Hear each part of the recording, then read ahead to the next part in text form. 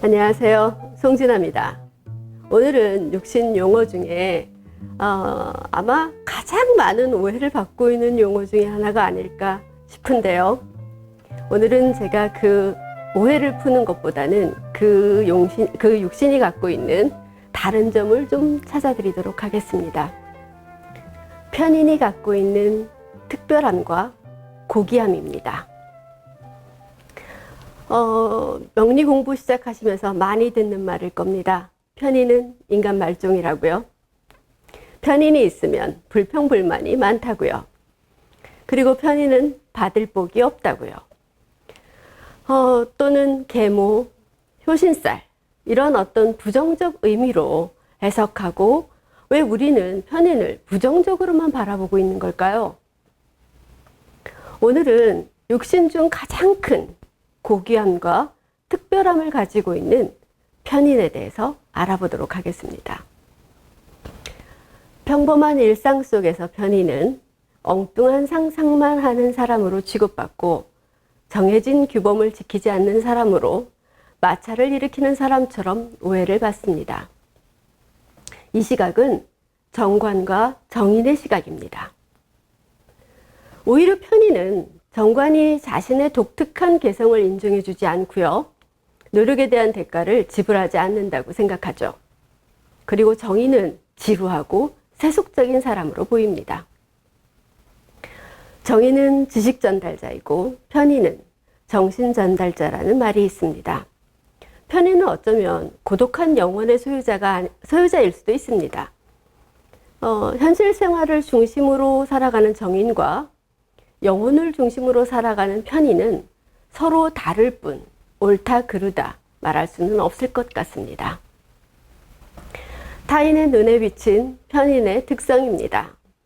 정인은 평범한 생활 속에서 주어진 일에 최선을 다하고요. 편인은 주어진 일에 최선을 다하는 일상생활 속에서 특별함을 찾고 있는 중입니다. 편인은 현실에 순응하기보다는 특별한 재능을 발휘하는 것입니다. 특별하다는 부분이 상관과 다른 것은 상관이 경쟁의식에서 나온 특별함을 만들어내는 것이라면 편인은 자기 개발에 조금 더 중점을 두고 있는 중이지요. 편관과 다른 점은 편관은 현 체제를 벗어나서 다른 체제에서 성공하고자 한다면 편인은 체제 안에서 색다른 생각과 행동을 하는 것입니다. 편재와 다른 점은 편재는 현실에 적응하기보다 다른 일을 만들어서 현실을 넘어 저 미래로 가고자 할 때 편인은 미래로 가기보다는 과거를 재현해내는 특징을 보입니다. 겁재는 현실을 벗어나서 더욱 나아지려는 사람들을 따르는 특성이 있다면 편인은 다른 사람을 따르기보다 자신만의 개성을 살리는 것입니다. 사람마다 갖고 있는 공통점이 아닌 개개인만이 갖고 있는 개성이 바로 편인입니다.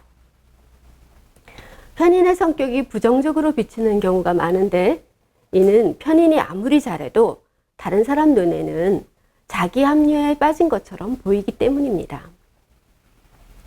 편인이 형충이 되면 인정이 없고 의심이 많으며 가족 간의 불평불만이 많습니다. 타인을 배려하는 마음이 없는 이기적인 사람으로 신경이 날카로워서 정신적 안정이 결여되어 있기도 합니다. 누가 자신의 것을 뺏어갈까봐 늘 불안한 마음을 안고 사는 안타까움이 있죠. 편인이 용신이면 성격이 활달하고 다재다능하고 귀여움을 독차지하지만 다방면의 재능이 있을 뿐 한 가지에 대한 집중력은 조금 부족해서 전문가가 못 되는 것이 단점이고 만일 한 가지 일에 종사하게 되더라도 취미 등 항시 다른 것에 눈을 돌리게 됩니다. 몸은 여기에 있어도 늘 이상을 꿈꾸는 삶과 같다고 해야 될 것입니다. 편인의 직업적 특징을 보도록 하겠습니다. 정관과 편인 모두 학문을 익히고 활용한다는 점은 같습니다. 정인이 기본 질서 유지를 위한 지식 탐구 성향이 강하다면 편인은 지식보다 정신세계를 지향하니까 지식과 정신을 굳이 구분하자니 정인은 교육자, 편인은 종교인이라고 할 뿐입니다.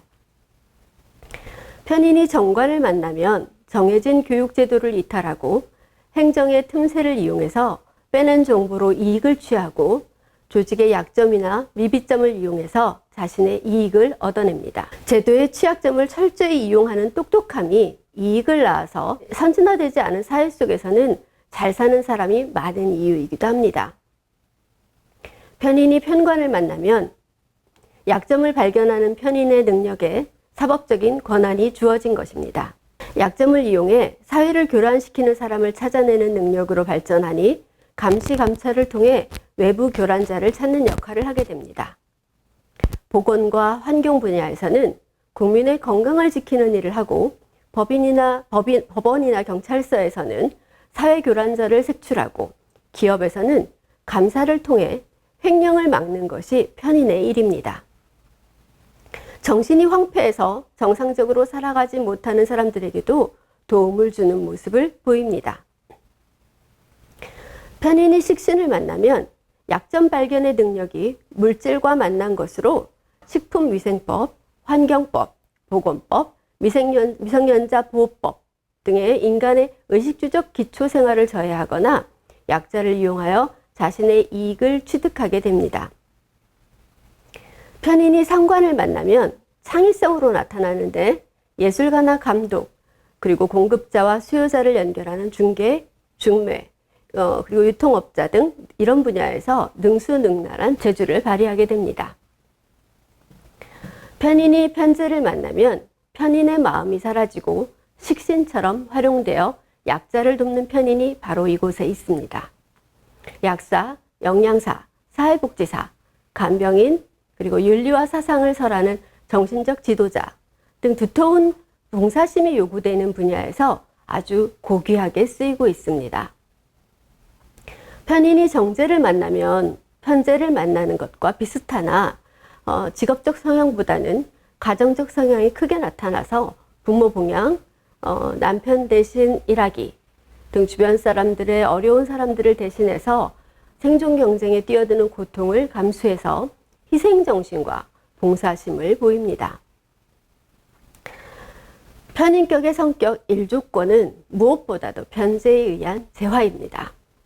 이는 인간의 삶 속에서 가장 고귀하고 아름다운 정신을 발휘해서 정신적, 물질적 도움이 필요한 곳에 존재하는 인물이 되기 위함입니다.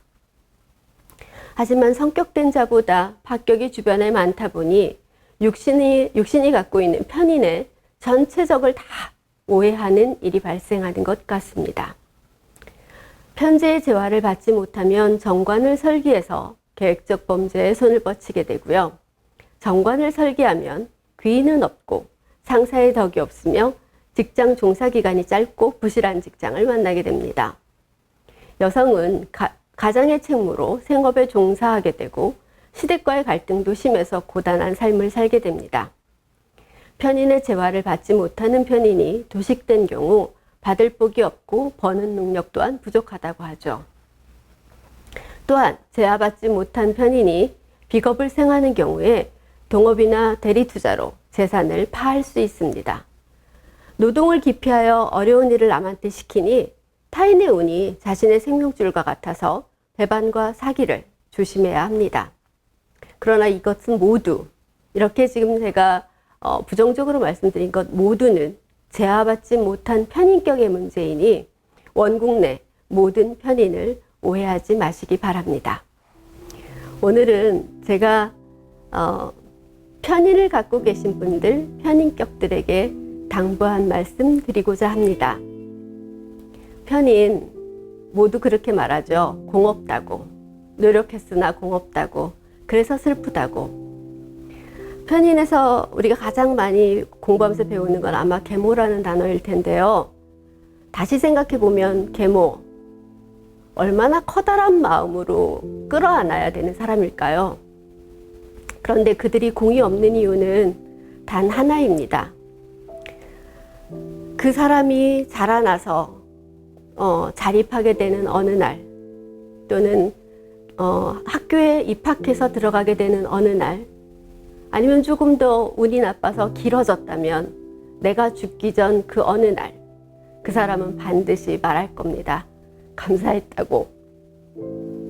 그러나 편인이 공이 없는 이유는 그 시간을 기다리지 못하고 내 스스로 왜 감사하다고 말하지 않는지 종용해서입니다. 이쯤이면 감사하다고 말할 때 되지 않았나 라고 드러내는 순간 그 감사한 마음은 사라지고 공은 사라지는 겁니다. 기다리십시오. 편인을 갖고 계신 분들 기다리십시오. 그리고 눈을 크게 뜨고 바라보십시오. 감사하고 사랑한다는 표현은 그 사람이 내가 원하는 만큼 하고 있지 않을 뿐이지 언제나 행동으로 눈빛으로 나에게 보내고 있습니다. 감사합니다.